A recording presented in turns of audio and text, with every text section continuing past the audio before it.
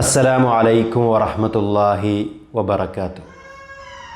അൽഹംദുലില്ലാ വസ്സലാത്തു വസ്സലാമു അലാ റസൂലില്ലാ വഅലാ ആലിഹി വഅസ്ഹാബിഹി അജ്മഈൻ. അമ്മാ ബഅദ്. റബ്ബി ഇശ്റഹ് ലി സദ്രി വയസ്സിർ ലി അംരി വഹ്ലുൽ ഉഖ്ദതം മിൻ ലിസാനി യഫ്ഖഹു ഖൗലി.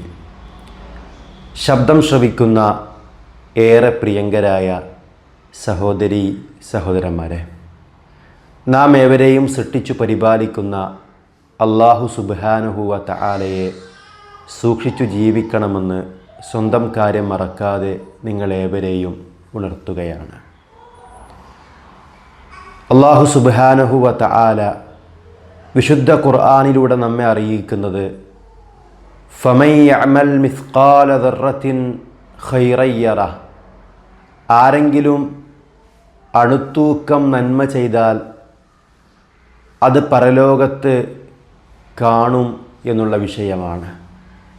നമ്മൾ ചെയ്യുന്ന ചെറിയ നന്മകൾ പോലും അല്ലാഹു സുബ്ഹാനഹു വ തആലയുടെ കോടതിയിൽ ഹാജരാക്കപ്പെടുമെന്ന തിരിച്ചറിവോടുകൂടി ഒരു നന്മയും പാഴാക്കാതെ പ്രവർത്തിക്കുവാൻ നമുക്ക് സാധിക്കണം.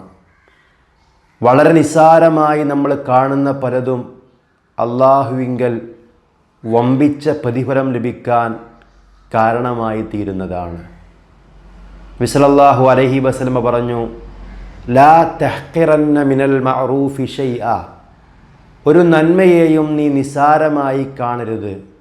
വലൗ അൻ തൽഖാ അഖാക ബിവജ്ഹിൻ തൽഖിൻ, നിൻ്റെ സഹോദരനെ കാണുമ്പോൾ ഒന്ന് പുഞ്ചിരിക്കുന്നത് പോലും വലിയ നന്മയാണ് എന്നാണ്.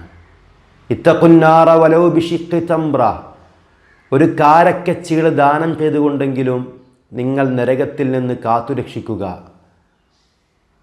അത് കിട്ടിയില്ലെങ്കിൽ ഫബികലിമത്തിൻ ത്വയ്യിബ, ഒരു നല്ല വാക്ക് പറഞ്ഞിട്ടെങ്കിലും നിങ്ങൾ നരകത്തിൽ നിന്ന് രക്ഷപ്പെടുക എന്നാണ്. അപ്പോൾ വളരെ നിസ്സാരമായി നമ്മൾ കാണുന്ന ഒരു കാരക്കച്ചീള് നമ്മൾ ദാനം ചെയ്താൽ പോലും അള്ളാഹുവിങ്കൽ അത് നരകമോചനത്തിന്, നരകരക്ഷയ്ക്ക് ഹേതുവാണ് എന്നാണ്. ഒരാളെ കാണുമ്പോൾ നല്ല നിലക്കൊന്ന് സംസാരിക്കുന്നത് പോലും സ്വതക്കയാണ്.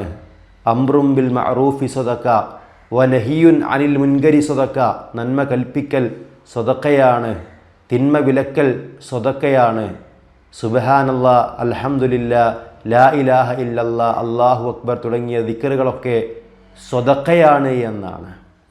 ലാ ഹൗല വലാ ഖുവത ഇല്ലാ ബില്ലാ എന്ന ദിക്റ്, അള്ളാഹുവിനെ കൊണ്ടല്ലാതെ യാതൊരു ശക്തിയും കഴിവുമില്ല എന്ന ദിക്റ് കൻസും മിൻ കുനൂസിൽ ജന്ന, സ്വർഗീയ നിധികളിലെ ഒരു നിധിയാകുന്നു എന്ന വിഷയം നബി സല്ലല്ലാഹു അലൈഹി വസല്ലം നമ്മെ പഠിപ്പിച്ചിട്ടുണ്ട്. സുബ്ഹ് നമസ്കാരത്തിന് മുമ്പുള്ള 2 റക്അത്ത് നമസ്കാരം ദുനിയാവ് മുഴുവൻ ലഭിക്കുന്നതിനേക്കാൾ ഉത്തമമാണ് എന്ന് റസൂൽ സല്ലല്ലാഹു അലൈഹി വസല്ലം നമ്മെ അറിയിക്കുന്നുണ്ട്. 2 റക്അത്തല്ലേ എന്ന് കരുതി അതിനെ നിസ്സാരമായി നമ്മൾ കാണരുത്.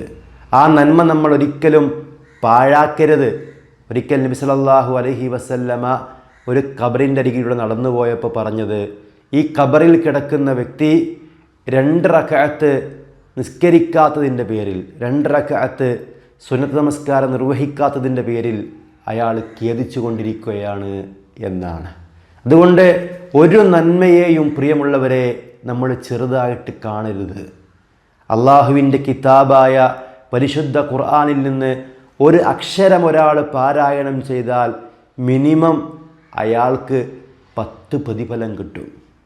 അലിഫ് ലാം മീം എന്നത് ഒരു ഹർഫാണ്, ഒരു അക്ഷരമാണ് എന്ന് ഞാൻ നിങ്ങളോട് പറയുന്നില്ല.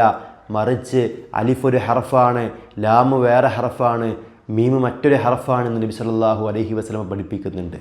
അപ്പോൾ നിരന്തരമായി റമദാനിലൊക്കെ നമ്മൾ ഖുർആൻ ഓതുമ്പോൾ നമുക്ക് വമ്പിച്ച പ്രതിഫലം ലഭിക്കും. ദിക്റുകളും ദുആകളുമൊക്കെ നമ്മൾ നിർവഹിക്കുമ്പോൾ അല്ലാഹു സുബ്ഹാനഹു വ തആലയുടെ സ്നേഹം നമുക്ക് ലഭിക്കാൻ, നമുക്ക് വലിയ പ്രതിഫലം ലഭിക്കുവാൻ, നമ്മുടെ പാപങ്ങൾ പൊറുക്കപ്പെടാൻ, നമ്മുടെ ദറജകൾ വർദ്ധിക്കുവാൻ, ആപത്തുകളിൽ നിന്ന് നാം രക്ഷപ്പെടാൻ അത് കാരണമായി തീരും. അതുകൊണ്ട് ഒരു നന്മയെയും നമ്മൾ നിസ്സാരമായിട്ട് കാണരുത്.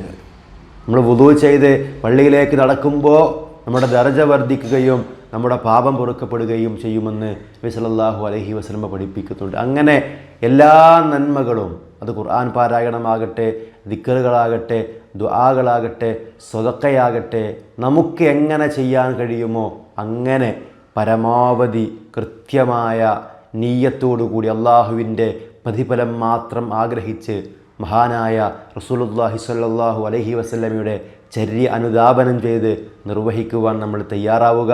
അള്ളാഹു തആല നമ്മെ അനുഗ്രഹിക്കുമാറാവട്ടെ.